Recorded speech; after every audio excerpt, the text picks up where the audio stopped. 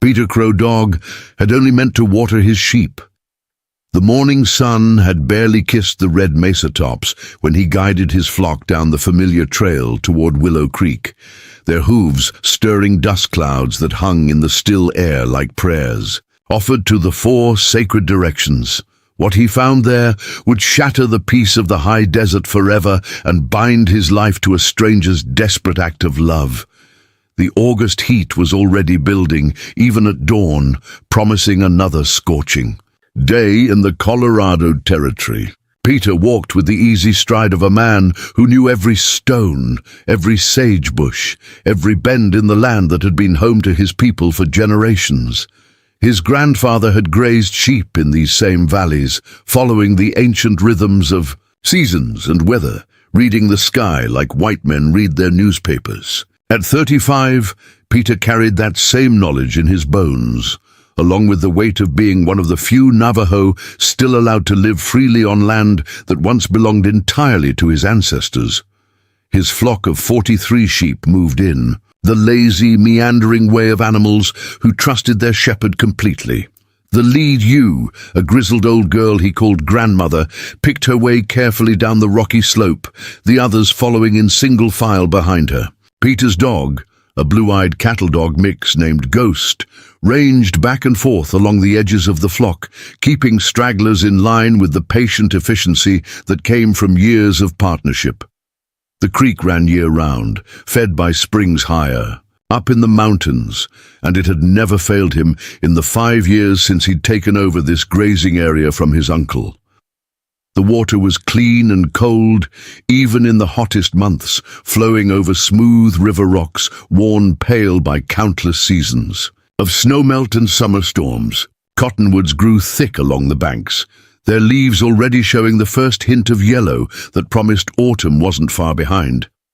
But as Peter crested the small rise that overlooked the watering hole, he saw something that made him stop, so suddenly that grandmother bumped into his legs and bleated in confusion. 100 yards downstream from where his sheep normally drank, a figure knelt beside the creek bank. Even at that distance, he could see the frantic, desperate quality of the movement, like someone fighting against time itself. The figure was a woman, her long auburn hair hanging loose around her shoulders, her once white dress now stained with mud and what looked like blood. She was digging with her bare hands, clawing at the soft earth beside the creek with the kind of desperate energy that spoke of panic barely held in check. Her movements were jerky, uncontrolled, and even from his distant vantage point, Peter could hear her harsh breathing carrying across the morning air. Something made him hold back, some instinct warning him that whatever was happening down, there was more than a simple traveler in distress. He whistled softly to Ghost, a command to keep the flock where they were, and began moving closer, staying low behind the sagebrush and using every skill his grandfather had taught him about, moving unseen across the land. As he drew nearer, details became clearer and more troubling. The woman's dress was torn at the sleeves and hem, her arms scratched and bleeding from her desperate digging. Her face, when he caught glimpses of it, was streaked with tears and dirt, her eyes wild with something that looked like madness or grief or both. She kept looking over her shoulder as if expecting pursuit, then returning to her frantic excavation with renewed desperation. Then Peter saw what lay beside her in the grass, and his blood turned to ice water in his veins. 2 small bundles, wrapped in what looked like pieces of torn petticoat, lay still as death on the creek bank. They were the size and shape that could only mean one thing, and the knowledge hit him like a physical blow to the chest. The woman wasn't just digging a hole, she was digging a grave. One of the bundles moved, just slightly, just enough to catch the morning light on what might have been a tiny fist pushing against the fabric. Peter's breath caught in his throat, and he had to grip the rough bark of a nearby juniper to steady himself. The movement came again, and this time he was sure. Whatever was wrapped in those makeshift shrouds was alive. The woman's sobs grew, louder as she dug, her voice breaking into words he could barely make out across the distance. "I'm sorry," she kept saying over and over like a prayer or a curse. "I'm so sorry, but I don't know what else to do. God forgive me, I don't know what else to do." Her hands were bleeding now, torn by rocks and roots, but she didn't seem to notice or care. Peter had seen enough. Whatever desperate circumstances had driven this woman to contemplate the unthinkable, he couldn't stand by and watch it happen. He stood up from behind the sagebrush and began walking toward her, moving slowly and keeping his hands visible. He'd learned long ago that sudden movements could provoke fear in white settlers, and this woman was already balanced on the knife edge of panic. She heard his footsteps and spun around, her face going white with terror. Her hands came up defensively, and Peter could see they were shaking badly. "Stay back," she gasped, her voice raw from crying. "Please, just stay back and let me finish this. You don't understand. You can't understand what I have to do." Her accent carried the musical lilt of Ireland, softened by years in America, but still distinct. Peter stopped about 20 feet away and raised his hands in the universal gesture of peace. "I'm not here to hurt you," he said quietly, pitching his voice to the same calm tone he used with spooked horses. "My name is Peter Crow Dog. I was just bringing my sheep to water." He nodded toward the flock, still visible on the rise behind. Them, ghost keeping faithful watch. The woman's eyes darted between Peter and the bundles beside her, her whole body trembling with exhaustion and something deeper. "You need to leave," she said, but there was no strength left in the words. "Please just pretend you never saw me. Pretend you never saw any of this." Her voice broke on the last words, and she swayed as if she might collapse. "What's your name?" Peter asked gently, taking one slow step closer. The woman flinched but didn't back away, and he took that as permission to continue. "I'd like to know who I'm talking to."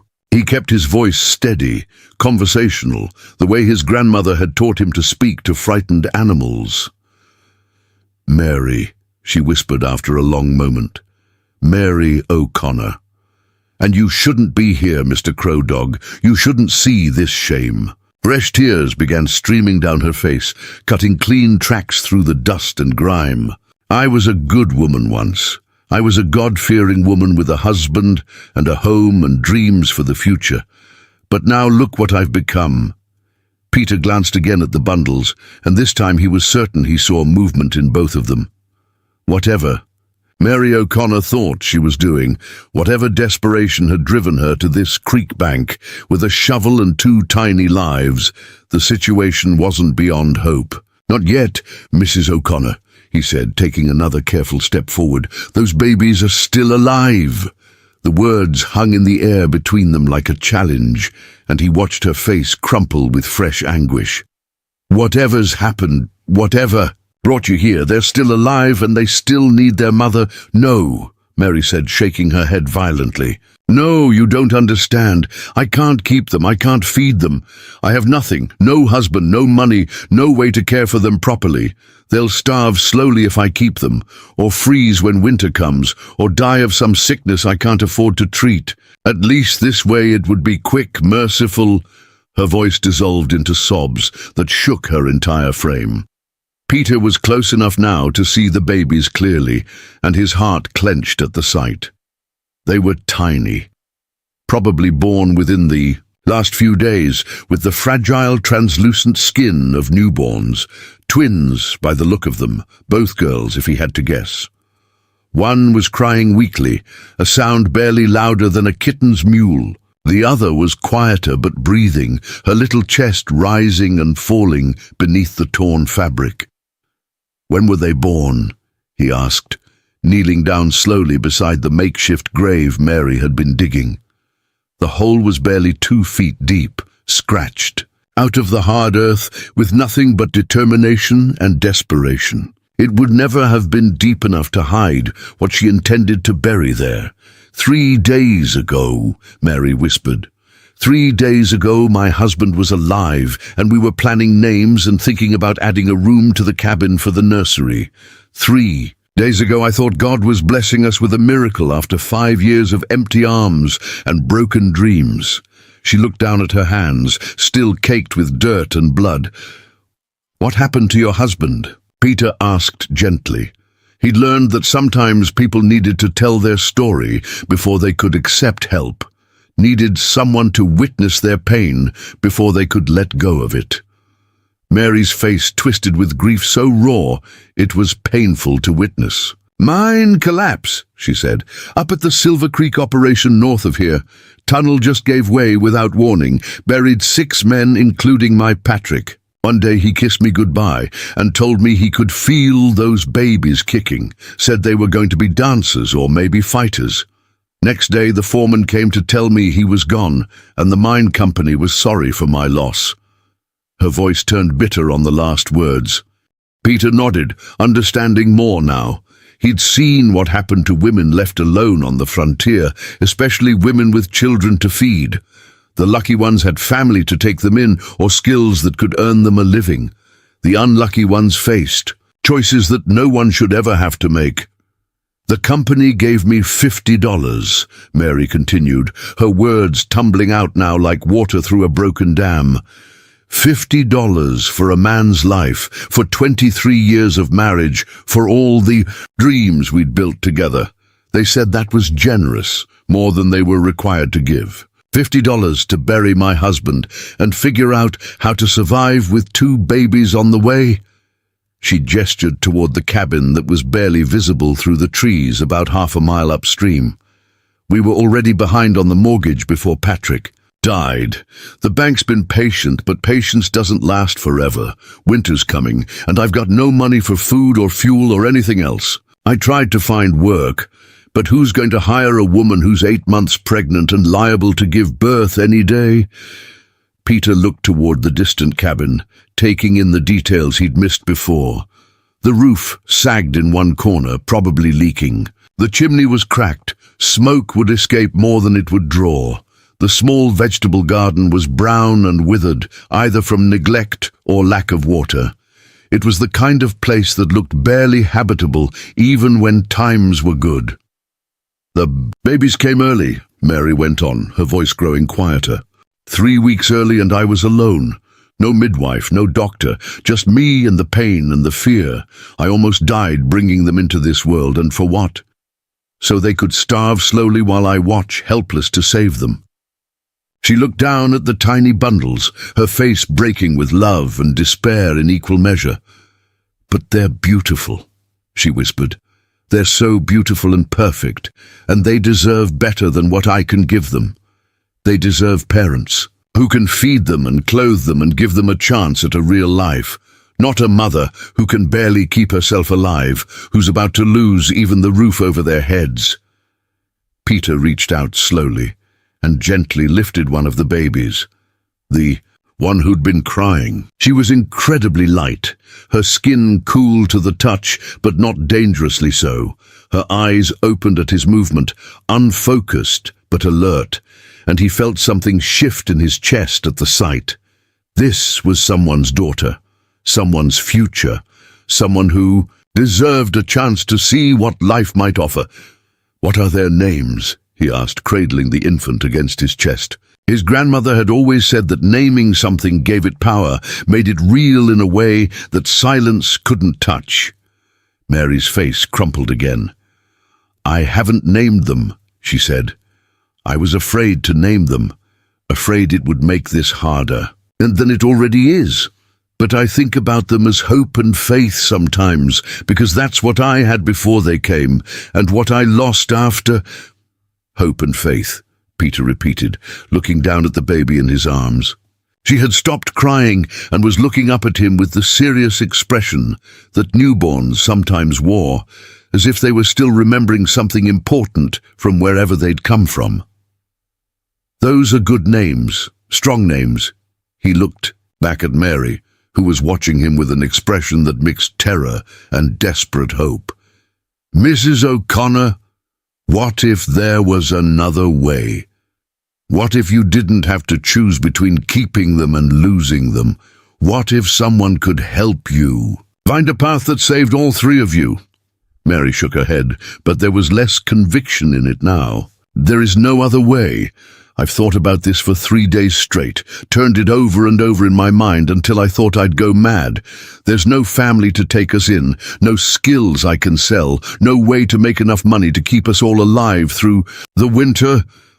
Peter gently lifted the second baby, the quieter one, and held both infants against his chest. They were so small, so fragile, but he could feel the life in them, the stubborn will to exist that all creatures carried. His grandfather had taught him that all life was sacred, that every person who came into the world brought something unique and necessary with them. My people have a saying, he told Mary quietly, that every child who's born brings a gift the world needs, but we don't always know what that gift is until they're old enough to show us. These girls, Hope and Faith, they have gifts waiting to be discovered. Taking that away from the world would be a loss we might never recover from. Mary was crying again, but softer now, the desperate edge giving way to simple grief. I don't know how to be a mother without Patrick. I don't know how to keep them safe when I can't even keep myself safe. What kind of life can I give them when I have nothing to offer but love? Love is not nothing, Peter said firmly. Love is the most important thing anyone can offer, but you're right that love alone might not be enough to get through a hard winter. He looked toward his flock, still grazing peacefully on the hillside, then back at the woman and babies who had somehow become his responsibility in the space of a single morning. What if you weren't alone? He asked. What if there was help available, people who understood what it meant to lose everything and start over? He was thinking of his own people, scattered to reservations, but still maintaining the old ways of caring for each other, of making sure no one faced hardship without support. Mary looked at him with something that might have been hope beginning to kindle in her eyes. I don't understand. You don't even know me. Why would you help a stranger who was about to commit such a terrible act? Peter considered the question, looking down at the babies in his arms and then at the woman who'd carried them for months, loved them enough to nearly destroy herself, trying to save them from a worse fate. Because my grandfather taught me that we're all connected, all part of the same web of life. When someone is drowning, you don't ask who they are or what they've done. You throw them a rope. He stood up slowly, still holding both babies, and extended his free hand to Mary. My sheep need water, and you need help figuring out what comes next. Why don't we start with getting these girls fed and warm, and then we can think about tomorrow. Mary stared at his outstretched hand for a long moment, and Peter could see the war playing out behind her eyes. Trust warred with despair. Hope battled against resignation. Finally, slowly, she reached out and took his hand, letting him pull her to her feet. I don't have anything to feed them with, she said quietly. My milk never came in properly, probably because I wasn't eating enough during the pregnancy. I've been giving them sugar water, but that won't keep them alive much longer. Peter nodded, already thinking ahead to solutions. His cousin Sarah lived about 10 miles east, and she'd just had her third baby 2 months ago. She'd have milk to spare, and more importantly, she'd have the knowledge and supplies needed to care for newborns.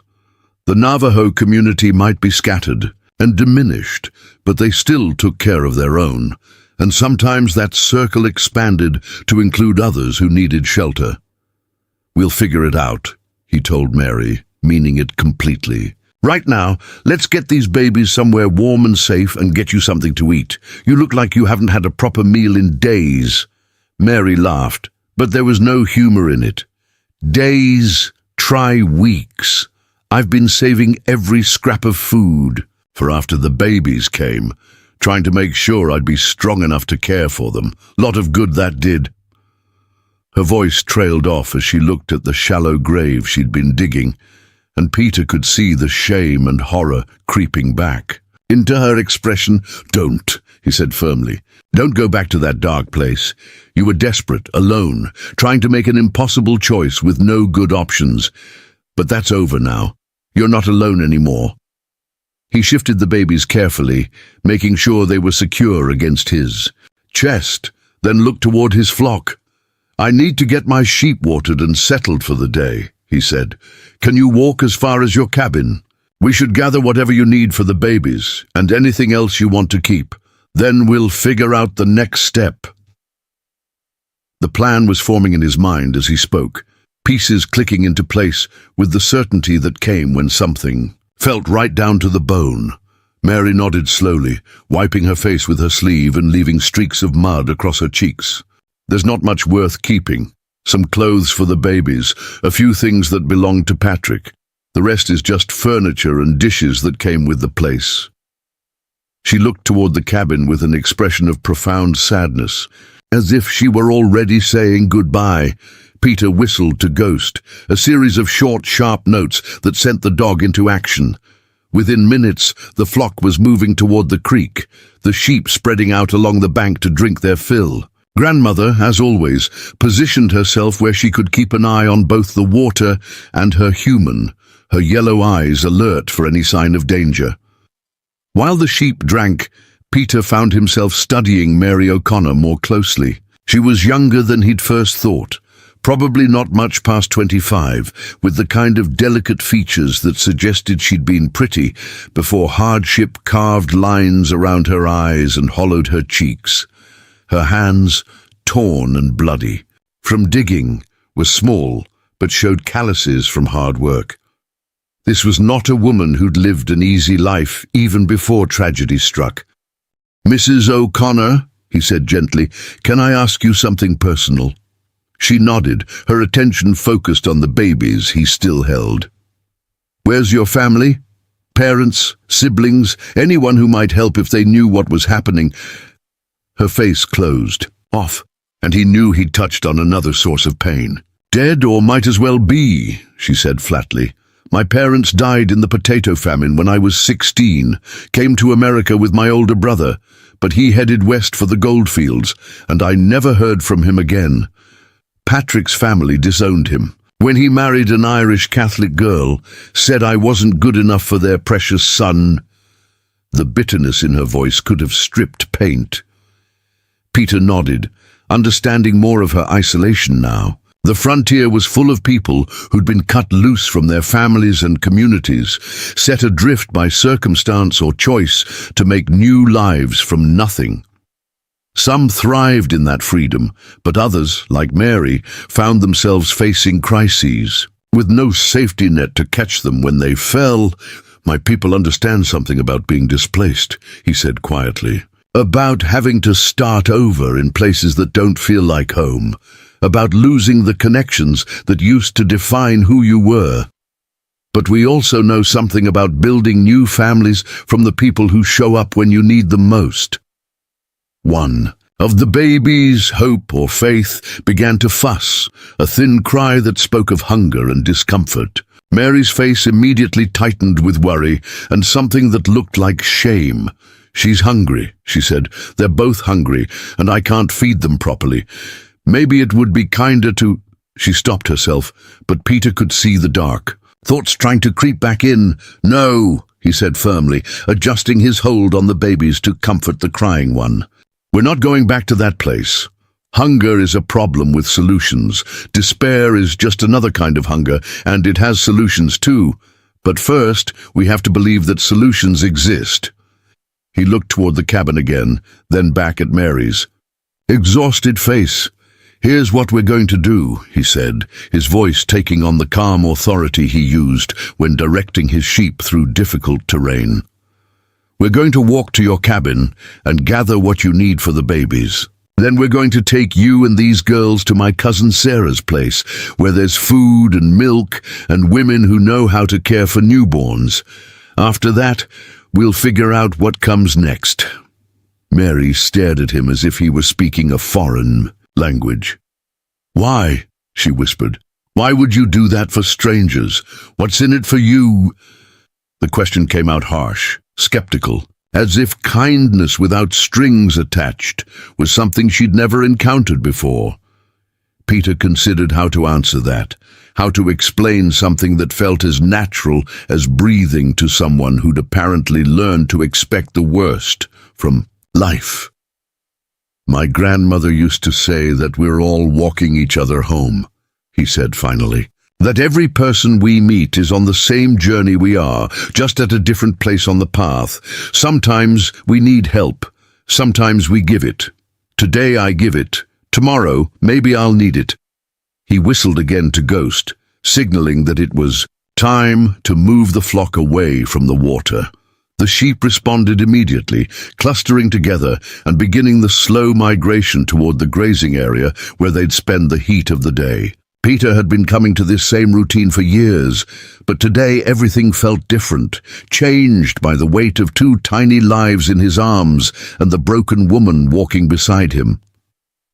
As they made their way toward Mary's cabin, Peter found himself thinking about the story his grandfather used to tell about the spider woman who wove the web that connected all living things. Every thread in that web was important, the old man had said. Break one strand and the whole pattern shifted, sometimes in ways you couldn't predict until much later.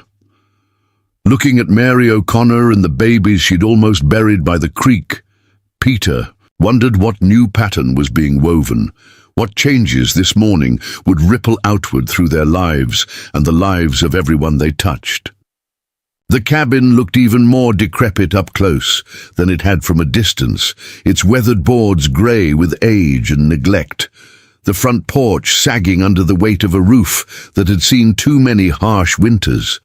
Mary O'Connor climbed the three rickety steps with the careful movements of someone who knew exactly which boards would hold her weight and which might give way without warning. Peter followed behind, still cradling both babies against his chest, noting the way the door hung slightly crooked on its hinges and how several window panes had been replaced with oiled paper that fluttered in the morning breeze. Inside, the cabin was a study in genteel poverty, furnished with pieces that had once been fine, but now showed the wear of hard use and harder times. A cast-iron stove dominated one corner, cold and empty of fuel. A wooden table bore the rings of countless meals, its surface scarred by years of cutting and chopping. Two chairs flanked the table, one with a broken back slat that had been mended with wire. Against the far wall stood a narrow bed covered with a quilt that had been patched so many times it looked more like a map of sorrows than a bed cover. Mary moved through the small space with the efficiency of someone who'd learned to make do with very little, gathering items into a worn carpet bag that had seen better decades. Baby clothes, mostly, tiny gowns and blankets that looked hand-sewn, with careful stitches and infinite love. A silver hairbrush that must have been a wedding gift, tarnished now but still bearing an intricate floral pattern. A daguerreotype in a cracked frame, showing a young couple on their wedding day. The man's face serious but kind, the woman barely recognizable as the hollow-eyed person now packing her life into a single bag. "That's Patrick," Mary said, noticing Peter's gaze lingering on the photograph. "Taken the day we married, 5 years ago come September. I was 19 and thought I knew everything about love and life and what the future would bring." Her voice carried the weight of experience hard won, dreams adjusted downward by reality's relentless arithmetic. Peter studied the face in the photograph, seeing strength in the set of the man's shoulders, kindness in his eyes, the protective way his hand rested on his young bride's shoulder. "He looks like a good man," he said quietly, meaning it. "The kind who'd want his daughters to have a chance at the life he couldn't give them." Mary's hands stilled on the baby clothes she'd been folding, and for a moment Peter thought she might start crying again. Instead, she straightened her shoulders and continued packing with renewed determination. "Patrick always said that hope was the one thing poverty couldn't take away from you, as long as you kept it alive inside your heart." I'm not sure I believed him then, and I'm even less sure now, but maybe that's why I thought of those names for the babies.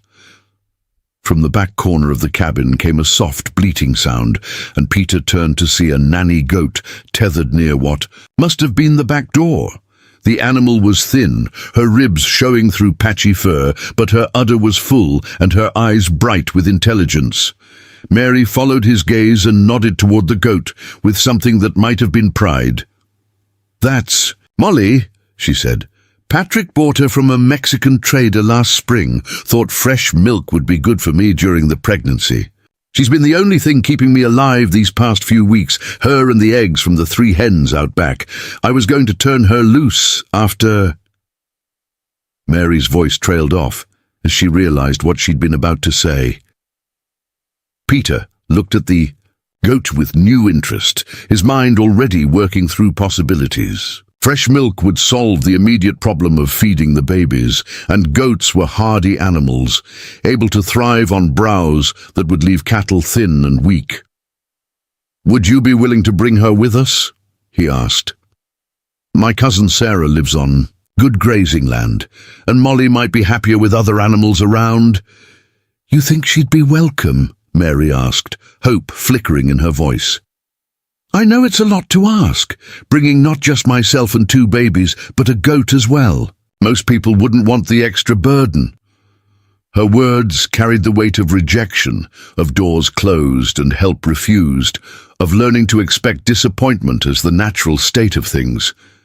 Sarah's got 4 goats of her own, and her husband. "Miguel keeps talking about expanding the herd," Peter assured her. "One more mouth to feed won't make much difference, especially if Molly's giving milk."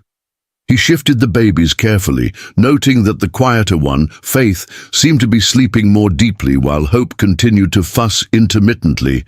Mary finished packing her few belongings and stood looking around the cabin with an expression that mixed relief and sorrow in equal measure. "5 years," she said quietly.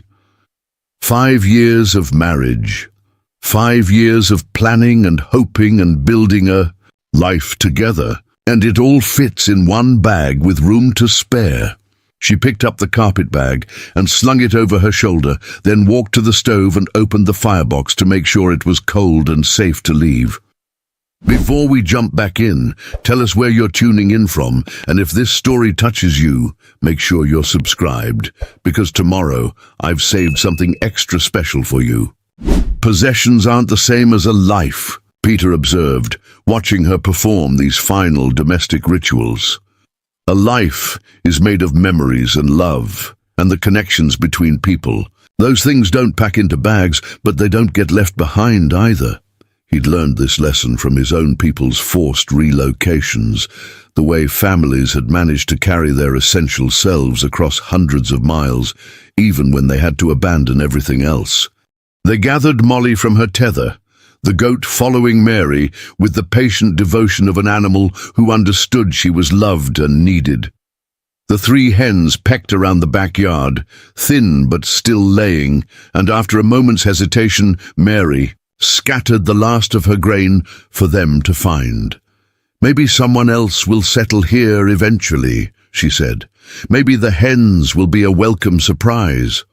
The walk to Sarah's place would take most of the morning, following old game trails and Indian paths that wound through the high desert country between scattered mesas and hidden valleys. Peter had made the journey many times over the years, visiting family and trading wool for supplies, but never had he traveled with such precious cargo or felt such weight of responsibility for the outcome. They made slow progress at first, Mary's weakened condition and the need to keep the babies comfortable dictating their pace. Hope continued to cry intermittently, the thin wail of a hungry infant that cut through the morning air like a blade. Faith remained quieter, but seemed increasingly listless, her tiny fists unclenching as if she were losing the strength to hold on to life itself. "We need to get them fed soon," Mary said, her voice tight with worry as she watched Faith's still face. "I've never had children before, but even I can see they're getting weaker. The sugar water isn't enough, and I don't know how much longer they can survive on nothing." Fear crept back into her voice, the old despair threatening to reclaim its hold on her thoughts. Peter had been thinking the same thing, calculating distances and time against the baby's declining condition. "There's a shorter way," he said, changing direction slightly toward a narrow canyon that cut between two red rock formations. "It's rougher going, but it'll save us an hour, maybe more. Can you manage the climb with Molly?" Mary nodded grimly, adjusting her grip on the goat's lead rope. "I've climbed harder paths than that, and for less important reasons. If it means getting to help faster, I'll manage." Her determination was returning, the same stubborn strength that had kept her alive through weeks of poverty and desperation, now focused on keeping her daughters breathing until they reached safety. The canyon path was indeed challenging, winding up steep switchbacks carved into the rock face by centuries of runoff and erosion. Molly picked her way carefully over loose stones and around thorny desert plants, her small hooves finding purchase where larger animals might have struggled. Peter led the way, using his free hand to test handholds and warn of unstable rocks, while Mary followed close behind, her breathing labored but determined. Halfway up the canyon wall, they stopped to rest in the shade of an overhanging ledge. Peter could see the strain of the climb in Mary's face, the way her hands shook as she wiped sweat from her forehead. But he could also see something else, a kind of grim satisfaction, as if the physical challenge was somehow easier to bear than the emotional weight she'd been carrying. "Tell me about Sarah," Mary said, settling onto a flat rock and catching her breath. "What's she like? Will she really welcome strangers showing up at her door with problems and needs?" The question held all the vulnerability of someone who'd learned to expect rejection, who'd built walls around her heart to protect against disappointment. Peter considered how to describe his cousin, a woman who embodied the best qualities of their people's traditional values while adapting to the realities of life in a changed world. "Sarah's got a gift for seeing what people need before they know it themselves," he said finally. "She's delivered half the babies born in 3 counties, helped families through hard times, taken in orphans and widows and anyone else who needed shelter. Her husband Miguel says she's never met a stray she wouldn't feed." He smiled at the memory of his last visit, Sarah fussing over an injured hawk she'd found, nursing it back to health despite Miguel's protests that raptors belonged in the wild. "She's got 3 children of her own, ranging from 2 months to 8 years, and she treats every child who comes to her door like they belong to her family. If anyone can help you figure out how to care for hope and faith, it's Sarah." Mary's expression softened slightly, the first sign of genuine hope he'd seen cross her face since finding her by the creek. "She sounds too good to be true. In my experience, people who seem saintly usually have their own agenda, their own price for helping." The cynicism in her voice spoke of hard lessons learned, trust betrayed by people who'd offered help with strings attached. "Sarah's price is simple," Peter said, standing and adjusting his hold on the babies. "She expects you to help the next person who needs it, when you're able. Pay it forward, as some folks say. Build a chain of kindness that reaches farther than any one person could manage alone." It was the way his people had always survived, he reflected, through networks of mutual aid and shared responsibility that could stretch across vast distances and span generations. They resumed climbing, the path growing steeper as it approached the rim of the canyon. Peter could hear Mary's breathing, growing more labored behind him, punctuated by the soft bleating of Molly as she navigated particularly tricky sections of the trail. The babies had grown quieter, which worried him more than their earlier crying. Silence in newborns could mean peaceful sleep, but it could also signal the kind of weakness that preceded surrender. At the top of the canyon, the landscape opened into a broad valley dotted with juniper trees and carpeted with bunch grass that would provide good grazing for Molly. In the distance, perhaps 2 miles away, Peter could see the smoke rising from Sarah's chimney, a thin, grey line against the blue sky that meant warmth, food, and the kind of help that came without conditions or judgments. "Almost there," he told Mary, noting the way she swayed slightly on her feet. The climb had taken more out of her than she wanted to admit, but her jaw was set with the determination of someone who'd come too far to give up now. "Sarah's place is just across this valley, maybe another hour's walk on level ground." Mary nodded, not trusting her voice, and they set off across the valley floor. The walking was easier here, following a well-worn path that showed the passage of many feet over many years.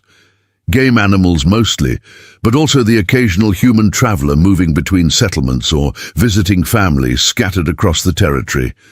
As they walked, Peter found himself studying the landscape with new eyes, seeing it not just as the familiar backdrop of his daily routine, but as a potential home for Mary and her daughters. The valley had good water, protected grazing, defensible positions against both weather and human threats.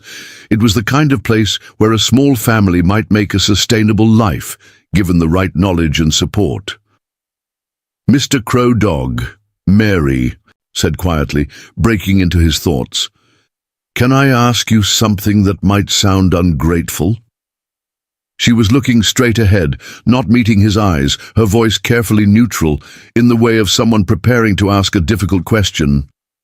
"Of course," Peter replied, though he braced himself for whatever concern she might raise. In his experience, people who prefaced questions that way were usually about to voice doubts or fears that needed addressing before they could move forward. "Why are you really doing this?" Mary asked.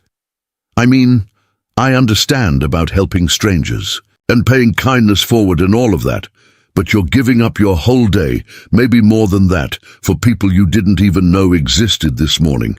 You're taking us to your family, asking them to help with our problems. There has to be more to it than just good intentions." Peter walked in silence for several minutes, considering her question and the assumptions behind it. He understood her wariness, the way life had taught her to look for hidden motives and unspoken prices. But he also heard something else in her voice, a desperate hope that his kindness might be genuine, that she might have finally encountered someone who helped for no reason beyond the simple fact that help was needed. "My grandfather used to, and tell stories about the old days," he said finally, "before the white man came, before the reservations and the treaties and all the changes that followed. He said that in those times, the people lived by certain rules that weren't written down anywhere, but everybody knew them. One of those rules was that you never turned away someone who came to you in real need, because you never knew when you might be the one who needed help." He paused, shifting the babies to ease a cramp in his arms, then continued. "But it was more than just practical. It was spiritual, I guess you'd say. My grandfather believed that sometimes the spirits would send you tests, situations where you had to choose between taking the easy path and doing what was right. How you responded to those tests determined what kind of person you became, what kind of life you deserved to live." Mary was quiet for a long moment, absorbing this explanation. "And you think finding me this morning was one of those tests?" she asked softly. "I think finding you was two people's paths crossing at exactly the moment when crossing was what both of us needed," Peter replied. "You needed someone to help. You see another way forward. I needed to be reminded that my life has purpose beyond just taking care of sheep and getting through each day. Maybe that's how these things work." They crested a small rise, and Sarah's homestead came into full view below them. It was larger than Peter had described. A sprawling collection of adobe buildings connected by covered walkways and surrounded by vegetable gardens, animal pens, and fruit trees that provided shade and windbreak. Smoke rose from multiple chimneys, and the sound of children's laughter carried across the distance, along with the lowing of cattle and the bleating of goats. "It looks like a real home," Mary said, wonder creeping into her voice. Like the kind of place where families grow and children are safe and people take care of each other without thinking twice about it. She was seeing something she'd perhaps dreamed of but never experienced. The stability and security that came from being part of a community that functioned as an extended family. As they approached the main house, a woman emerged from what looked like a kitchen garden, brushing dirt from her hands and shading her eyes against the sun to get a better look at the approaching visitors. Even at a distance, Peter could see Sarah's smile as she recognized him, followed immediately by curiosity as she took in his unusual companions.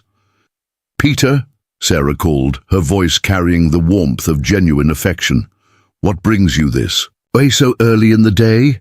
She was already walking toward them, her gait showing the slight awkwardness of a woman still recovering from recent childbirth, but determined not to let physical limitations slow her down.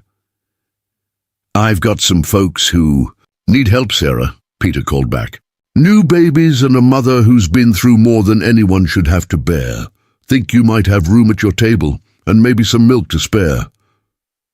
He'd learned long ago that Sarah responded better to direct requests than to elaborate explanations, preferring to assess situations firsthand rather than rely on second-hand descriptions. Sarah reached them as Peter finished speaking, her dark eyes immediately focusing on the bundles in his arms and the exhausted woman beside him. Her expression shifted from curiosity to concern, to the kind of focused determination that Peter had seen countless times when his cousin encountered someone in need. "Let's get everyone inside," Sarah said briskly, already turning toward the house. "Miguel's out checking the cattle, but he'll be back for the midday meal. Maria!" she called to a young woman who'd appeared in the doorway of one of the outbuildings. "Put extra water onto heat and bring clean cloths from the linen chest. We've got babies who need tending." As they walked toward the house, Peter felt some of the tension he'd been carrying since dawn begin to ease from his shoulders. Sarah had asked no questions about who Mary was or how she'd come to be walking across the desert with newborn twins, had made no demands for explanations or justifications. She'd simply seen the need and moved to meet it, the way water flowed. Downhill or birds flew south for the winter. Behind him, he heard Mary's breath catch as they entered the main courtyard of the homestead, taking in the evidence of prosperity built through hard work and careful planning. Gardens full of vegetables and herbs, fruit trees heavy with late summer offerings, children's toys scattered in the shade of a ramada where someone had been weaving baskets earlier that morning. "Welcome to our home," Sarah said simply, opening the door to the main house and ushering them into the cool dimness within.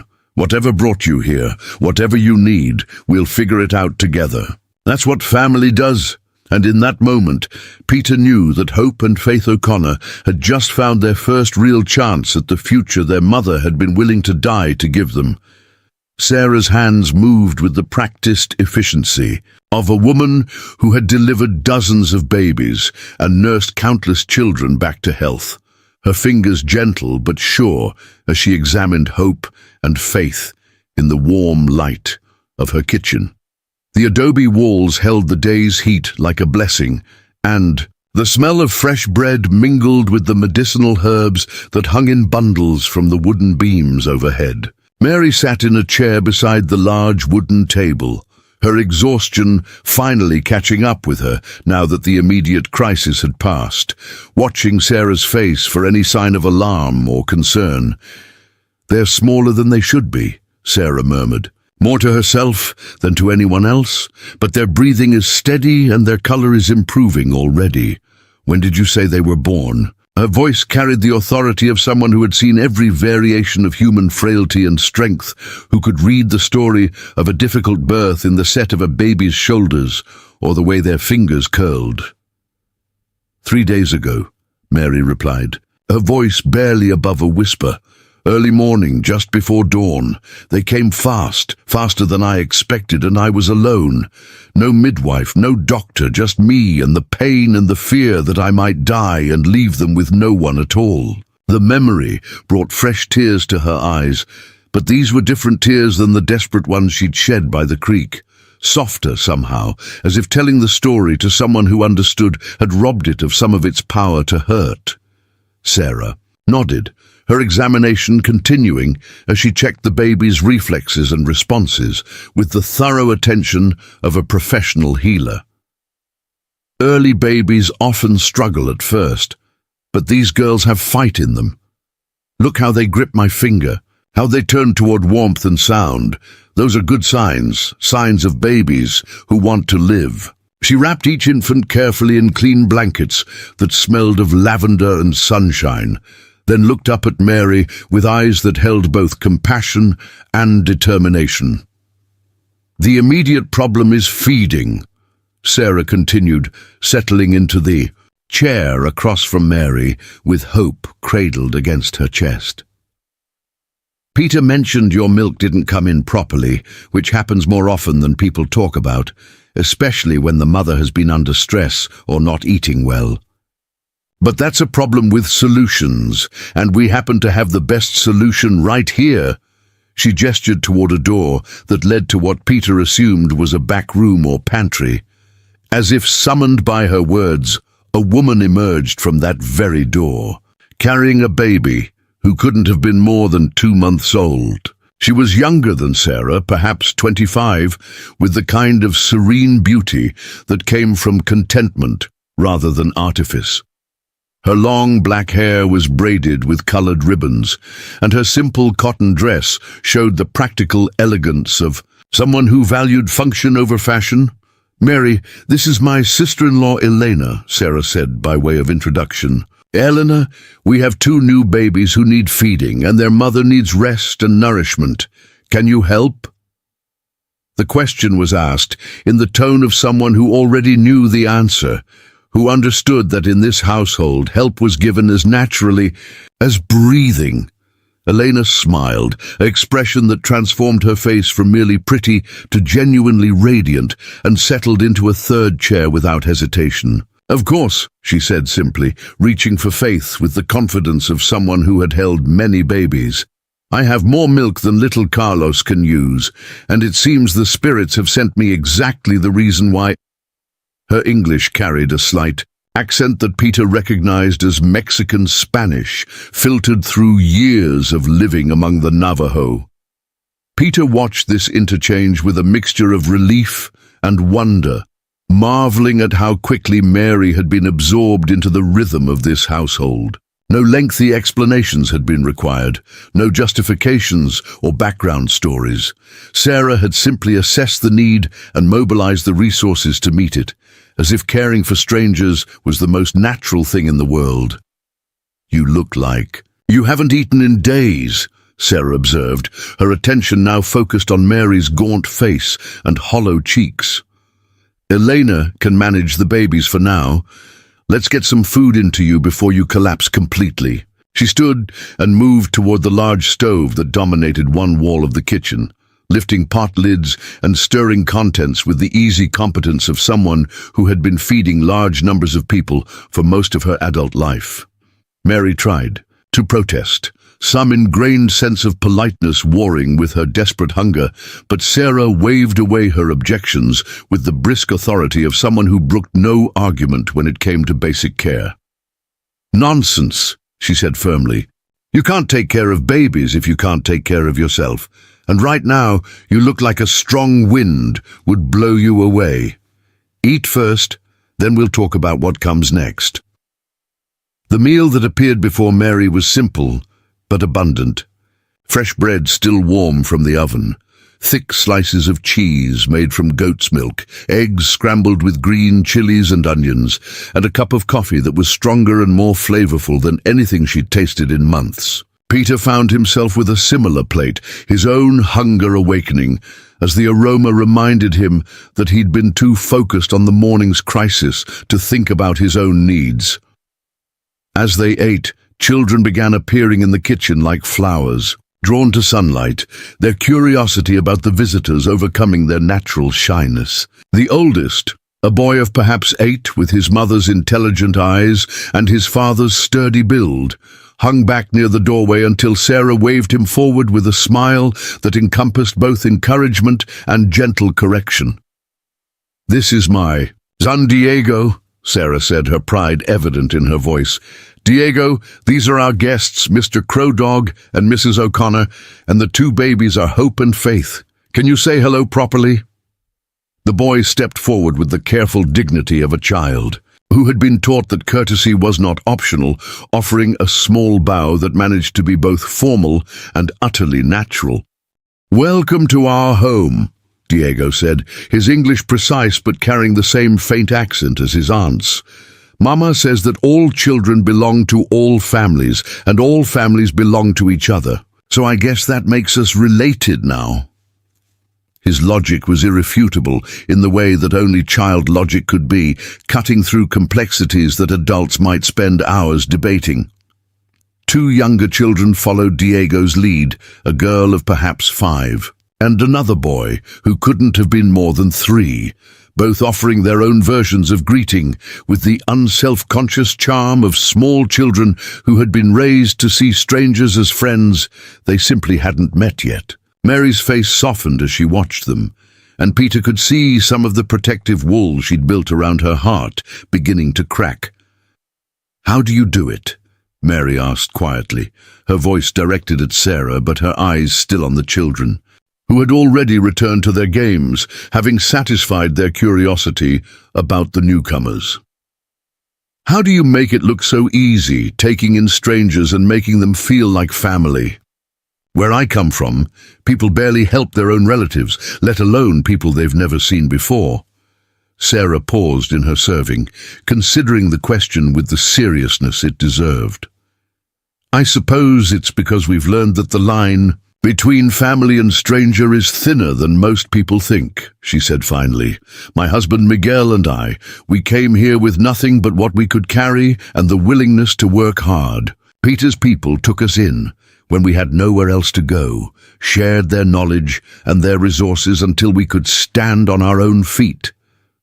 She gestured around the kitchen, encompassing not just the physical space, but the abundance it represented. The security that came from having enough to share. Everything you see here, we built with help from others. The adobe for the walls, the knowledge of where to dig the well, the seeds for the first crops, even the skills I used to deliver babies and tend the sick. None of it came from nowhere. All of it was given freely by people who understood that communities survive by taking care of each other. Peter nodded, understanding the deeper truth Sarah was sharing. His own people had survived displacement and hardship through exactly these kinds of networks, the invisible web of mutual obligation and support that could stretch across hundreds of miles and span generations. In the old days, before the reservations, our people never turned away anyone who came asking for help, he added. Not because we were saints, but because we knew that today's stranger might be tomorrow's savior. Helena looked up from feeding Faith, the baby's tiny fist wrapped around her finger with the fierce grip of new life. "It's also simpler than people make it," she offered with a smile. "When you see someone hungry, you feed them. When you see babies who need milk, you share what you have. When you see a mother who's at the end of her strength, you give her a place to rest. The complicated part is all the reasons people invent not to help." Mary was crying again, but these tears were different from any Peter had seen from her. Before, clean and healing like rain after a long drought. "I don't know how to repay this," she said, her voice breaking with gratitude and something deeper. "I came here with nothing to offer, nothing to give back, and you're treating me like I belong here. I don't understand why." "Because you do belong here," Sarah said simply, refilling Mary's coffee cup without being asked. "At least for now, for as long as you need to. As for repayment, well, there are always ways to contribute to a household. Always work that needs doing and skills that need sharing. But first, you need to get your strength back, and these babies need to grow strong enough to face whatever comes next." The afternoon passed in a blur of activity that somehow felt peaceful despite its intensity. Helena and Sarah took turns feeding hope and faith, marveling at how quickly the babies responded to proper nourishment, their color improving and their cries growing stronger. Mary dozed fitfully in a chair by the window, jerking awake every few minutes to check on her daughters with the hypervigilance of someone who had learned that safety was always temporary. Preparing and narrating this story took us a lot of time, so if you are enjoying it, subscribe to our channel. It means a lot to us now. Back to the story. Peter found himself drawn into the rhythm of the household, helping Diego with chores in the barn and learning about the improvements Miguel had made to the property since his last visit. The man had a gift for engineering, Peter discovered, having devised an ingenious system of channels and small dams that brought water from the creek to every corner of the homestead without requiring the backbreaking labor of carrying it by. "And water is life out here," Diego explained, with the seriousness of a child repeating lessons he'd learned well. "Papa says that a man who understands water can make the desert bloom, but a man who wastes it will watch everything he loves turn to dust. That's why we're always thinking about water, always planning for the dry times that come between the wet ones." As the sun began its descent toward the western mountains, Miguel himself appeared, leading a string of horses back from whatever errand had taken him away for the morning. He was a compact man, with the weathered face of someone who spent most of his time outdoors, his movements economical and precise in the way of people who had learned to conserve energy for when it was truly needed. Peter watched Miguel's face. As Sarah explained the morning's events, saw the slight tightening around his eyes that suggested concern, followed immediately by the kind of resigned acceptance that came from a lifetime of unexpected challenges. When Sarah finished her account, Miguel simply nodded and asked, "What do you need me to do?" It was exactly the response Peter had expected, and it confirmed his belief that Mary and her daughters had found the right place to recover and plan their next steps. Miguel might have questions about the wisdom of taking in strangers with complicated problems, but he wouldn't voice those concerns in front of guests who needed sanctuary. That conversation, if it happened at all, would take place privately between husband and wife, away from ears that might interpret caution as rejection. That evening, as the family gathered around the large table for the evening meal, Peter found himself studying Mary's face in the lamplight, noting the subtle changes that had taken place over the course of the day. The desperate, hollow-eyed woman he'd found beside the creek that morning was still there, but she was no longer the only inhabitant of Mary O'Connor's skin. Glimpses of someone else kept surfacing, someone who laughed at Diego's jokes and offered to help Helena with the dishes despite her obvious exhaustion. "The babies can sleep in the cradle Miguel made for Carlos," Sarah announced as they finished eating. "It's plenty big enough for twins. And Elena's room is right next door to where Mary will be staying. That way, everyone can get some rest without worrying about waking the whole house when feeding time comes around." She spoke with the calm authority of someone who had managed similar arrangements many times before. Mary looked up from the sleeping infant in her arms, her expression mixing gratitude with something that might have been fear. "You're all being so kind," she said quietly. "I just hope I can find a way to deserve it, to prove that your faith in me wasn't misplaced. I've made so many mistakes, come so close to doing something unforgivable." Her voice trailed off as the memory of that morning threatened to drag her back into darkness. The only mistake would be dwelling on what almost happened instead of focusing on what did happen, Miguel said gently, his accented English careful but clear. "You didn't give up on your daughters, even when giving up seemed like the only choice left. That tells me everything I need to know about what kind of mother you are." His words carried the weight of someone who had seen enough of life's hardships to distinguish between weakness and circumstance. Peter rose from the table, knowing that his own journey home would require most of the remaining daylight, but reluctant to leave Mary and the babies, even though he knew they were in capable hands. I should head back to my sheep, he said, though part of him wanted to stay and see how this new chapter of the story would unfold. But I'll be back in a few days to check on everyone. Make sure you're all settling in well.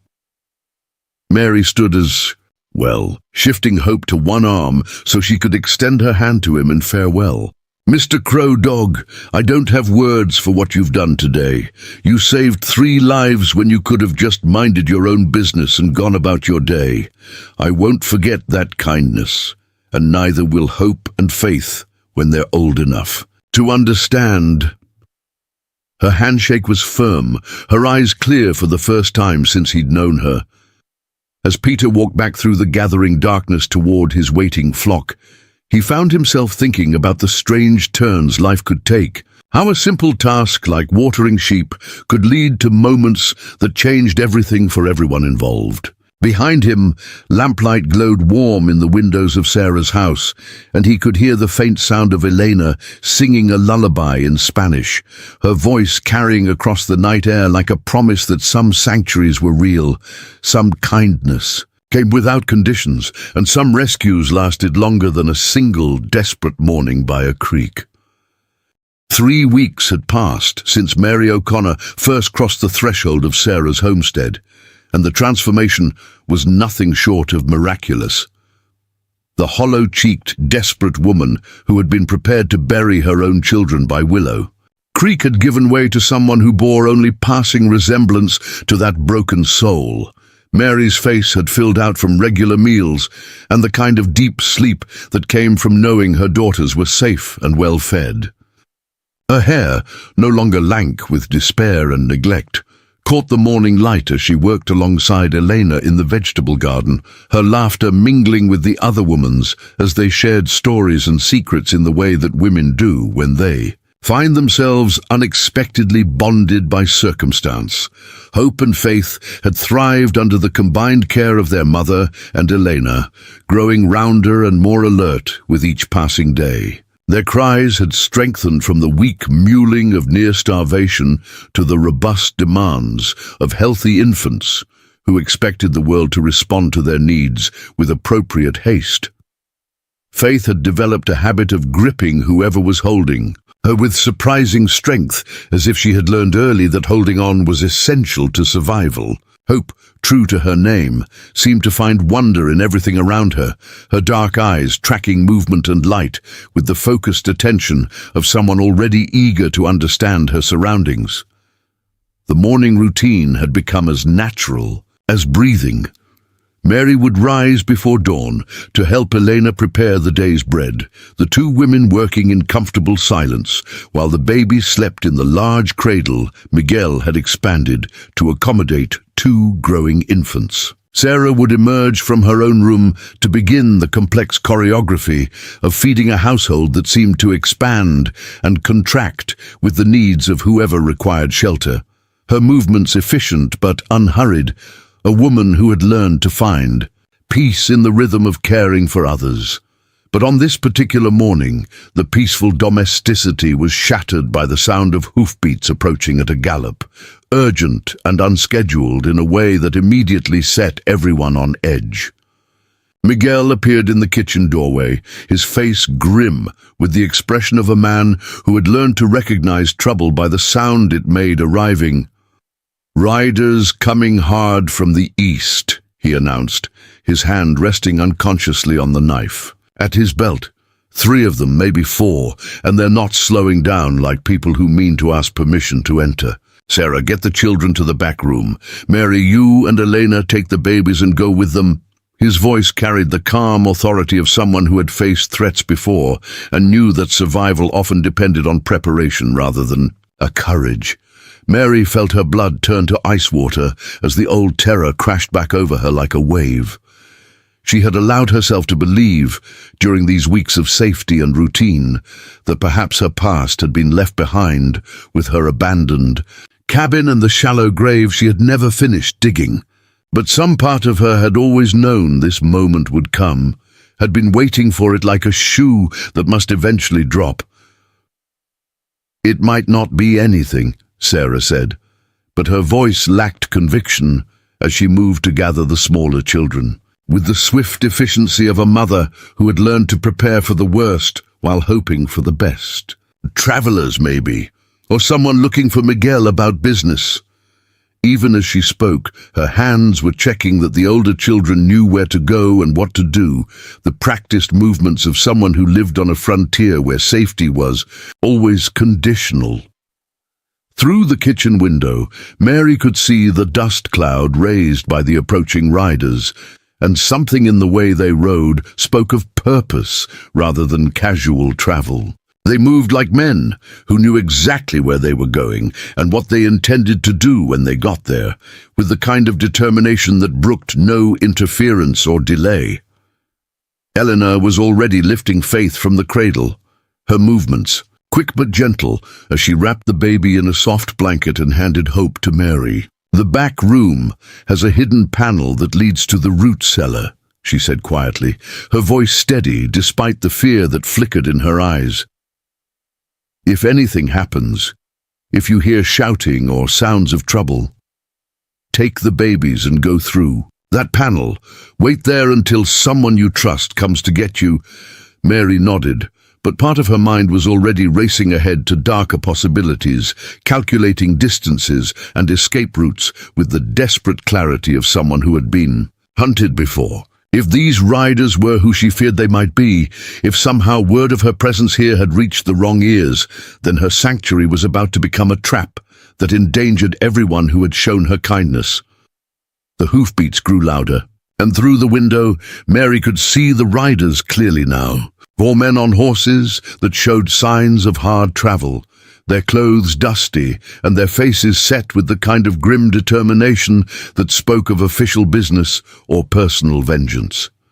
The leader was a tall man with a badge glinting on his vest, and behind him rode 3 others who had the look of men accustomed to violence as a tool of their trade. "Sheriff's posse," Miguel said grimly, his assessment confirming Mary's worst fears. "And they're not here for a social visit." He moved to stand beside the window, positioning himself where he could see the approaching riders while remaining partially concealed behind the adobe wall. Mary's hands began to shake as she held Hope, memories flooding back of another time, another place, when uniformed men had come with papers and authority and the power to tear apart everything she had tried to build. "They're here for me," she whispered, the certainty of it settling in her chest like a stone. "Somehow they found me, and now I've brought danger to all of you." "We don't know that yet," Sarah said firmly, but she was already moving the children toward the back of the house with practiced urgency. "Stay calm until we know what this is about. Panicking won't help anyone, especially not the babies." Her words were meant to comfort, but Mary could hear the underlying tension that suggested Sarah's own fears were not far from the surface. The riders pulled up in the courtyard, with a clatter of hooves and jangling spurs, their horses snorting and stamping from the hard ride. The leader dismounted with the fluid movement of a man who had spent most of his life in the saddle, his badge catching the morning sun as he adjusted his gun belt and looked around the homestead with the assessing gaze of someone cataloging details for future reference. Miguel stepped out onto the front porch, his posture carefully neutral but ready, the stance of a man who was prepared to defend his home but wanted to avoid violence if possible. "Morning, Sheriff," he called out, his accented English polite, but carrying an undertone of wariness. "What brings you out our way so early in the day?" The sheriff was a lean man with grey, threading his dark hair, and the kind of weathered face that spoke of decades spent outdoors in all kinds of weather. His eyes were pale blue and cold, scanning the buildings and corrals with the systematic attention of someone looking for specific signs or evidence. "Sheriff Coleman, out of Durango," the man announced, his voice carrying the flat authority of someone accustomed to having his questions answered promptly. "We're looking for a woman, Irish, about 25 years old, traveling with twin babies. Been told she might have passed through this area recently." His gaze settled on Miguel with the kind of focused attention that suggested he knew more than he was initially revealing. Mary felt her knees go weak as the words confirmed her worst fears. Somehow, despite all her precautions and desperate hope that she had covered her tracks completely, they had found her trail. In the back room where she crouched with the babies and Helena, she could hear every word of the conversation, taking place on the porch, each syllable falling like a hammer blow on her dreams of safety and new beginnings. "Lots of travelers pass through," Miguel replied carefully, his tone giving nothing away. "Folks heading west, families looking for land, traders moving goods between settlements. Can't say I recall anyone matching that particular description, though." His words were technically truthful, Mary realized, since she hadn't exactly been traveling when Peter found her. One of the other riders, a younger man with the kind of cruel mouth that suggested he enjoyed the more violent aspects of his work, spoke up with obvious impatience. "We've been tracking her for weeks, following reports from homesteaders and trading posts. Last reliable sighting was at a settlement about 30 miles east of here. Woman and babies traveling with a Navajo sheepherder." The description sent a chill through Mary as she realized how thoroughly they had reconstructed her movements. "This woman wanted for some crime?" Miguel asked, his voice carefully neutral. "Because if she is, and if she's been through here, we'd want to know about it. Can't have dangerous criminals using our hospitality to hide from justice." Mary could hear the subtle probing in his words, the attempt to determine exactly what kind of threat they were dealing with. Sheriff Coleman's expression hardened slightly, suggesting that he didn't appreciate having his authority questioned, even indirectly. "She's wanted in connection with the disappearance of her twin daughters," he said, his words falling into the morning air like stones thrown into still water. "Husband died in a mine accident, left her with debts and 2 babies she couldn't feed. Witnesses reported seeing her heading toward the creek behind her cabin with the infants and a shovel." The accusation hit Mary like a physical blow, even though she had been expecting something like it. In the twisted logic of official reports and legal proceedings, her moment of desperate madness by the creek had been transformed into something far more sinister. A crime that painted her not as a broken woman driven to the edge of sanity by impossible circumstances, but as a cold-blooded killer who had murdered her own children. "When they found the shallow grave she dug, the babies were nowhere to be found," the sheriff continued, his voice taking on the practiced cadence of someone reciting evidence that had been rehearsed and refined through multiple tellings. "Could be she buried them somewhere else. Could be she sold them. Could be she's got them hidden away somewhere while she tries to avoid justice for what she did." Eleanor's hand found Mary's shoulder, offering what comfort was possible in the face of such devastating accusations. In the dim light of their hiding place, Mary could see the other woman's face, reading there a mixture of shock and disbelief that anyone could think the gentle, devoted mother they had come to know was capable of harming her own children. "That's a serious accusation," Miguel said slowly, his voice carrying a note of skepticism that suggested he found the sheriff's version of events less than convincing. "Woman loses her husband, faces poverty and starvation with 2 newborns to feed, and your conclusion is that she killed them rather than ask for help. Seems like there might be other explanations worth considering." The younger deputy's hand moved toward his gun at what he apparently interpreted as a challenge to their authority. But Sheriff Coleman raised a hand to forestall any escalation. "Maybe there are other explanations," he conceded, though his tone suggested he wasn't particularly interested in exploring them. "But the fact remains that a woman and 2 babies are missing. There's evidence of foul play, and we've got a duty to investigate. So I'll ask you again, more directly this time, have you seen this woman?"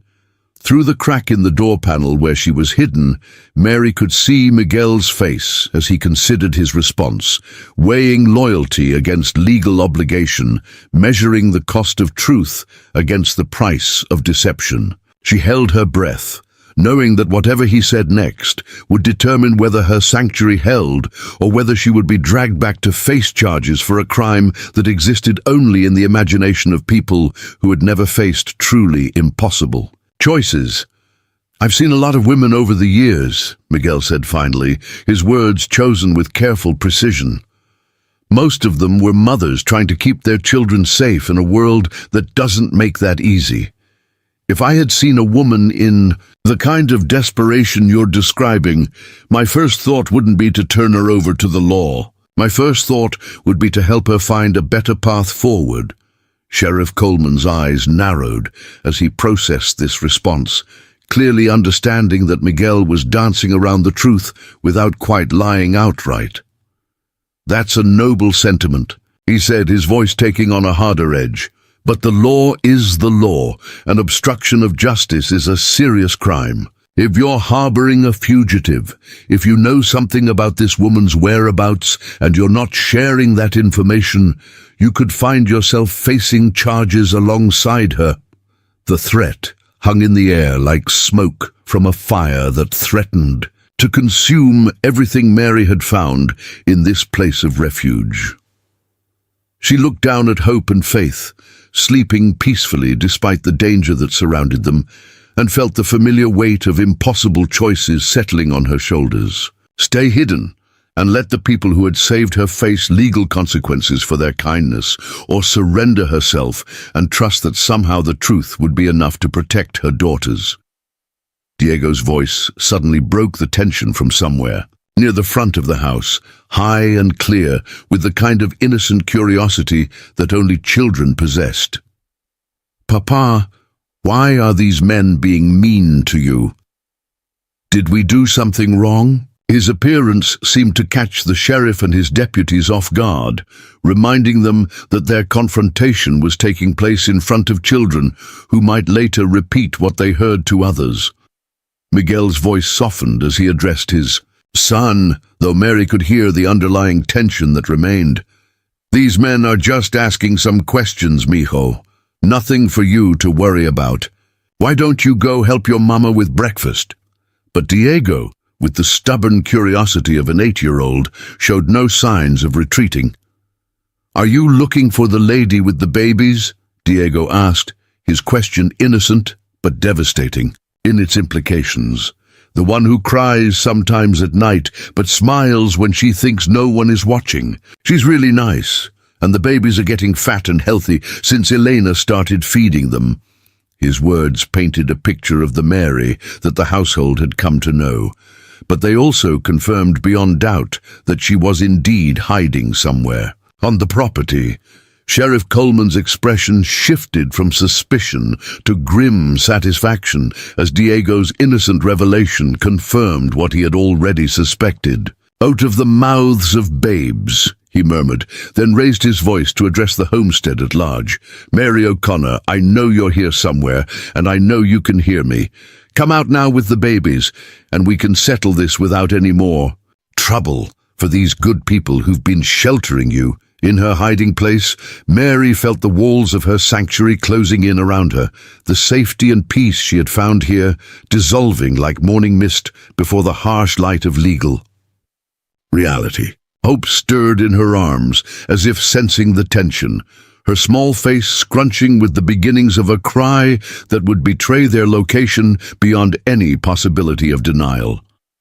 "You've got 2 minutes, Sheriff Coleman called out, his voice carrying across the courtyard with the authority of someone who was accustomed to being obeyed.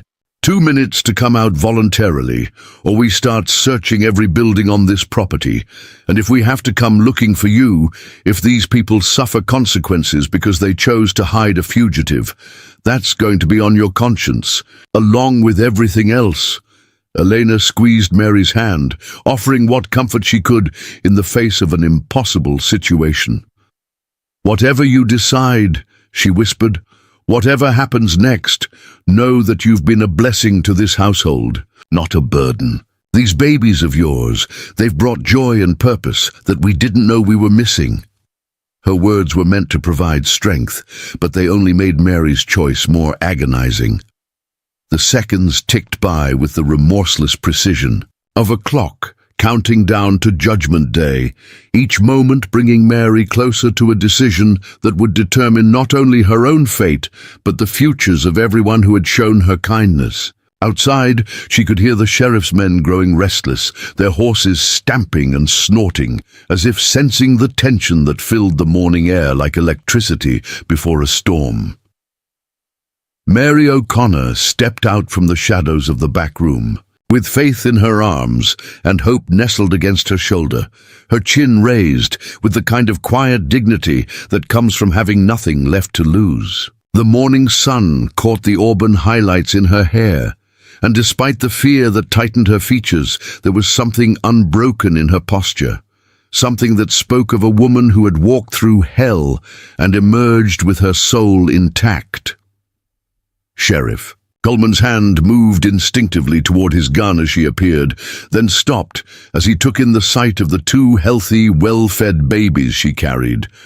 Whatever he had expected to find, it clearly wasn't this picture of maternal devotion and infant contentment. The babies were obviously thriving, their cheeks round with proper nourishment, their eyes bright and alert as they looked around at the assembled faces. "Mrs. O'Connor, I presume," the sheriff said, his voice carrying a note of uncertainty that hadn't been there moments before. The confident authority with which he'd been conducting his interrogation seemed to waver as he confronted the reality of a loving mother with two obviously healthy children, rather than the desperate killer his investigation had led him to expect. "Mary O'Connor," she replied, her Irish accent more pronounced now under stress, but her voice steady and clear. "And these are my daughters, Hope and Faith. As you can see, they are very much alive and well cared for. Whatever story you've been told about what happened at my cabin, I suspect it bears little resemblance to the truth." Her words rang across the courtyard with the force of someone who had found her courage in the face of the ultimate test.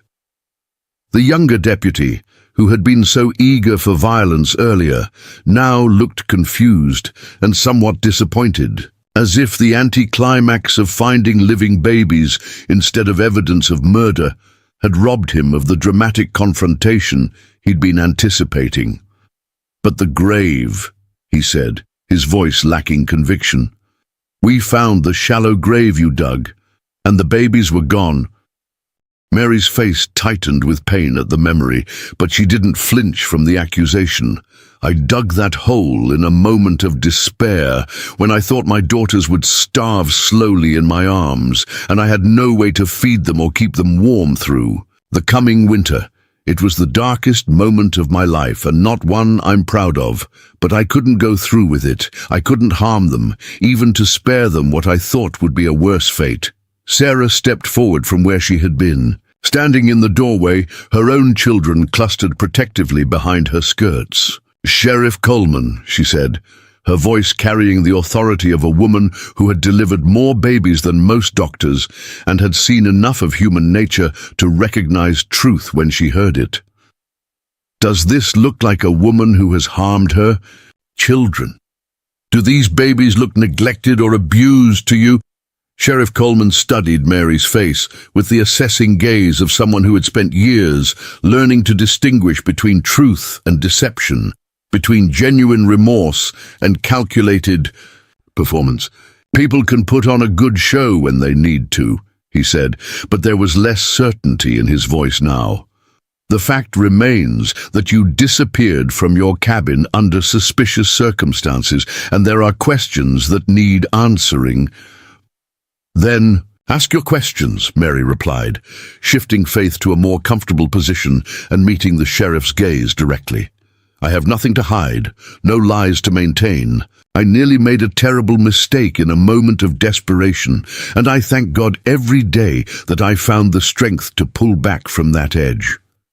But I never harmed my daughters, and I never will.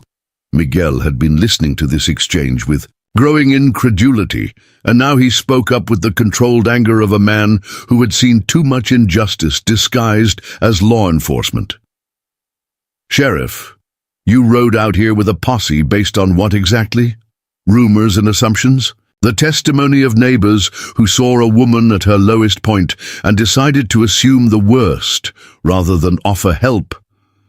His words cut through the morning air like a blade, exposing the thin foundation upon which the entire investigation rested. "There was a report," Sheriff Coleman said, but his defensive tone suggested he was beginning to realize how flimsy his case actually was. A reliable witness who saw her heading toward the creek with the babies and a shovel heard her talking about putting them out of their misery. Even as he spoke, the words sounded increasingly inadequate when confronted with the evidence of Mary's obvious love for her children. And did this reliable witness stay to see what actually happened? Sarah asked, her voice sharp with the kind of righteous anger that came from watching good people persecuted by those who should have known better. Did they offer help to a desperate mother? Or did they just watch from a distance and then run to spread gossip that could have gotten this woman hanged? Eleanor appeared beside Mary, taking Hope from her arms with the gentle confidence of someone who had been caring for the baby for weeks. "These children have been fed every few hours, day and night, by their mother and by me," she said quietly. "They've been bathed and sung to and held whenever they cried. Does this sound like the behavior of a woman who wanted to harm them?" The standoff stretched taut as the sheriff found himself confronting not just Mary's denial, but the united testimony of an entire household that had witnessed her devotion to her daughters. His deputies shifted uncomfortably in their saddles, perhaps beginning to realize that they had ridden hard across dangerous country to arrest a woman whose only crime was loving her children enough to nearly destroy herself trying to save them. Peter, Crow Dog's voice cut through the tension from the edge of the courtyard, where he had appeared as silently as morning mist. "Sheriff Coleman," he said, his tone respectful but firm. "I was the one who found Mrs. O'Connor by the creek that morning. I saw the hole she'd dug, and I saw her pull back from doing something she couldn't live with. I also saw a woman who had been pushed beyond endurance by circumstances no mother should face alone." The sheriff turned to face this new voice, taking in Peter's calm demeanor and the way he positioned himself protectively between the law enforcement officers and the family that had become his extended responsibility. "And you didn't think to report this incident to the authorities?" Coleman asked, his voice carrying the edge of someone who felt his professional competence being questioned. "I thought to help a desperate woman find a better path forward," Peter replied evenly. "In my culture, when someone is drowning, you don't debate whether they deserve to be saved. You throw them a rope and ask questions later. Mrs. O'Connor was drowning in despair and poverty, and my family threw her the rope she needed." Mary looked at Peter with eyes that held more gratitude than words could express, understanding that his presence at this moment was no accident, that he had somehow known she would need an advocate who had witnessed both her darkest moment and her journey back from that edge. "Mr. Crow Dog speaks the truth," she said, her voice growing stronger with each word. "I came closer to losing myself than I ever want to admit, but I found my way back with help from people who chose to see my humanity rather than judge my desperation." Sheriff Coleman looked around the assembled faces, reading the stubborn solidarity that had formed around Mary and her daughters, understanding perhaps for the first time that his simple mission of arrest and justice had become complicated by the messy realities of human compassion and community protection. "The law still requires investigation," he said finally, but the bite had gone out of his voice. "There are procedures that must be followed, then follow them here," Miguel said firmly. "Conduct your investigation in the presence of witnesses who can testify to what they've observed. But don't take this woman away from her children based on nothing more than suspicion and the gossip of people who weren't present for the events they claimed to describe." His challenge hung in the air like a gauntlet thrown at the sheriff's feet. The morning sun climbed higher, casting sharp shadows across the courtyard where two different concepts of justice faced each other in the high desert air. One was the formal justice of badges and warrants and legal procedures that reduced human complexity to simple categories of guilt and innocence. The other was the older justice of community and compassion, of people who understood that sometimes saving someone required breaking rules that were never designed to account for impossible choices. Sheriff Coleman removed his hat and ran his fingers through his graying hair, the weight of a long career in law enforcement suddenly visible in the slump of his shoulders. The assembled testimony of an entire household, combined with the undeniable evidence of two healthy, well-loved babies, had stripped away the certainty that had driven him across hundreds of miles of harsh territory in pursuit of what he now realized might have been justice misapplied. "Mrs. O'Connor," he said finally, his voice carrying a weariness that spoke of a man questioning decisions that had seemed clear from a distance but appeared muddied by proximity to human complexity. "Based on what I've heard here today, it appears the situation may not be as it was represented to me. The law requires me to file a report, but I see no evidence of any crime having been committed." His words fell across the courtyard like a benediction, releasing tension that had been building toward a confrontation that would have served no one. Mary felt her knees buckle with relief, and only Peter's steady hand on her elbow kept her from collapsing entirely. The terror that had been her constant companion since the sound of approaching hoofbeats had shattered the morning peace finally began to drain away, leaving behind a hollow space that would take time to fill with something healthier. "To thank you," she whispered, the words inadequate to express the magnitude of what his decision meant not just for her but for Hope and Faith, who would grow up free from the shadow of accusations that could have haunted them their entire lives. "Thank you for seeing the truth instead of just the story you'd been told." The younger deputy, who had been so eager for action earlier, shifted uncomfortably in his saddle, clearly disappointed that their dramatic pursuit had ended not with arrests and vindication, but with awkward apologies and the recognition that sometimes the real criminals were the circumstances that drove good people to desperate choices. "What about the people who filed the original complaint?" he asked. "Don't they have to answer for making false accusations?" Sheriff Coleman shook his head, understanding better than his subordinate that the messy realities of frontier life rarely offered the clear-cut villains that made for satisfying resolutions. "Fear and ignorance aren't crimes, deputy. Neither is failing to help someone in need, though maybe they should be. The people who reported what they saw probably believed they were doing the right thing, even if their assumptions were wrong." His words carried the wisdom of someone who had learned that justice was more complicated than law books suggested. Peter stepped forward, his weathered face serious but no longer defensive. "Sheriff, if I may suggest something, Mrs. O'Connor's original problem hasn't disappeared just because the legal threat has.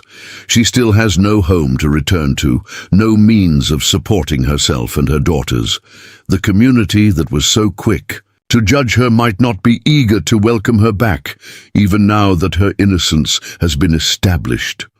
Miguel nodded, understanding the implication immediately.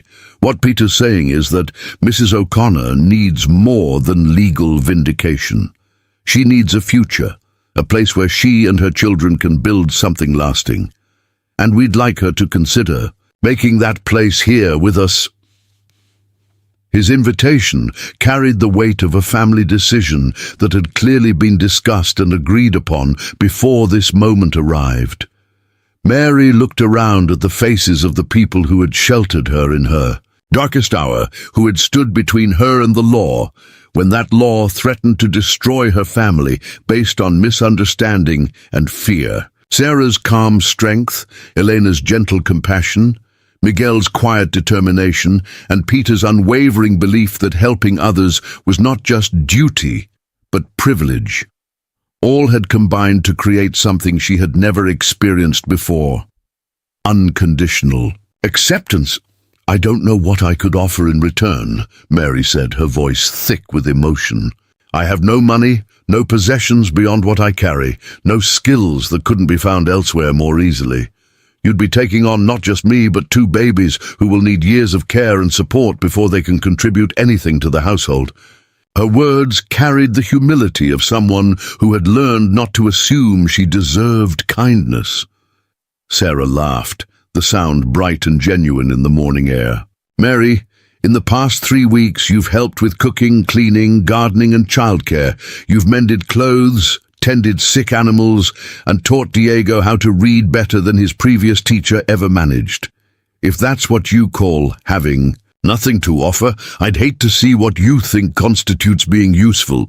Her words painted a picture of contribution that Mary herself hadn't recognized.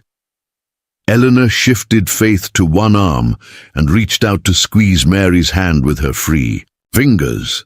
Besides, families aren't built on calculations of what each person contributes. They're built on love and commitment, and the willingness to share both good times and difficulties.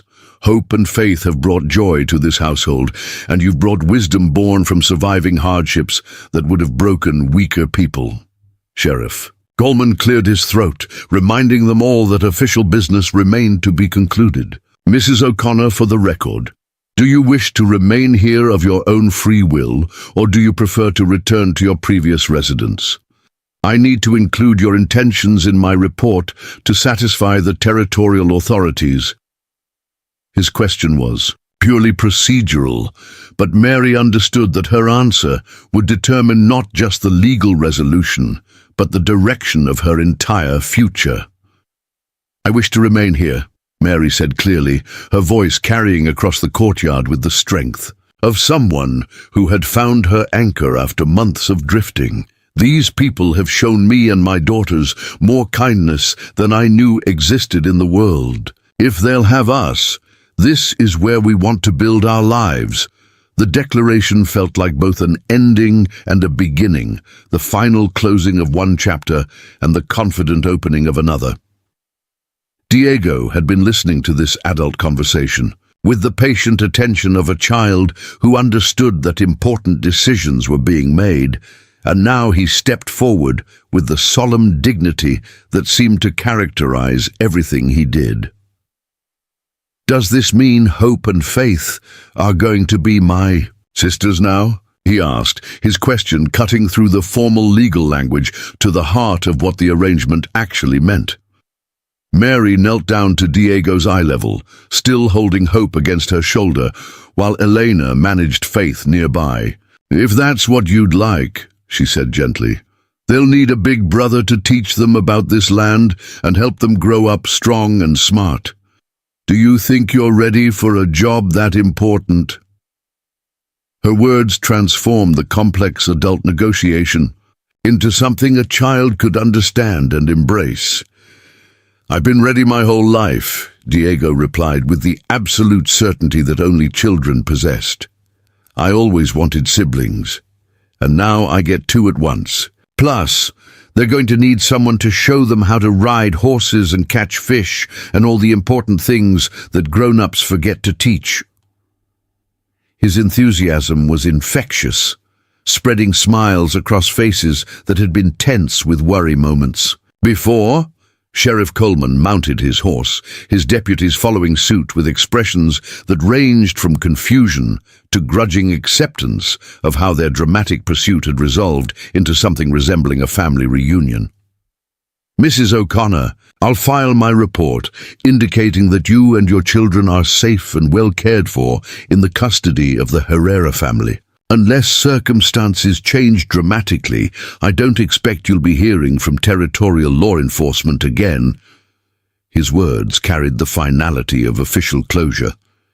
As the sheriff and his men rode away, their horses' hoofbeats gradually Fading into the vastness of the high desert, Mary found herself surrounded by the people who had transformed from strangers into family in the space of a single morning's crisis. The sun climbed higher, promising another day of the endless summer heat that would eventually give way to autumn, then winter, then spring, in the eternal cycle that governed life in this harsh but beautiful land. Peter approached her as the others began dispersing back to their daily routines, their crisis-interrupted morning slowly returning to its normal rhythm. "Mrs. O'Connor, Mary, I want you to know that what happened here today, the way everyone stood together, that's not something that happens by accident. You've become part of something larger than any one person, something that will hold you and your daughters no matter what storms might come." Mary looked out across the valley where Peter's sheep were visible as small white dots against the red earth, where her daughters would learn to walk and run and discover their own relationships with this land that had become their sanctuary. "3 weeks ago, I thought love wasn't enough to keep us alive," she said quietly. "Today, I learned that love is everything, but it's not something you can hoard or ration. It only works when you share it with others who are willing to share." "Theirs with you," Hope gurgled against her shoulder, a sound of pure contentment that seemed to summarize everything that mattered about the choice they had all made. Somewhere in the distance, Helena was singing a lullaby in Spanish, while Faith dozed in her arms, and Sarah was already planning the evening meal that would feed not just her biological family, but the extended collection of souls who had found their way to her table. The broken woman who had knelt beside Willow Creek with a shovel and 2 dying babies was gone, replaced by someone who understood that family was not about blood or law or official recognition, but about the willingness to show up for each other when showing up was hard. Mary O'Connor had found her home at last, not in a place, but in the hearts of people who had chosen to see her worth when she could no longer see it herself. Up next, you've got 2 more standout stories right on your screen. If this one hit the mark, you won't want to pass these up. Just click and check them out, and don't forget to subscribe and turn on the notification bell so you don't miss any upload from us.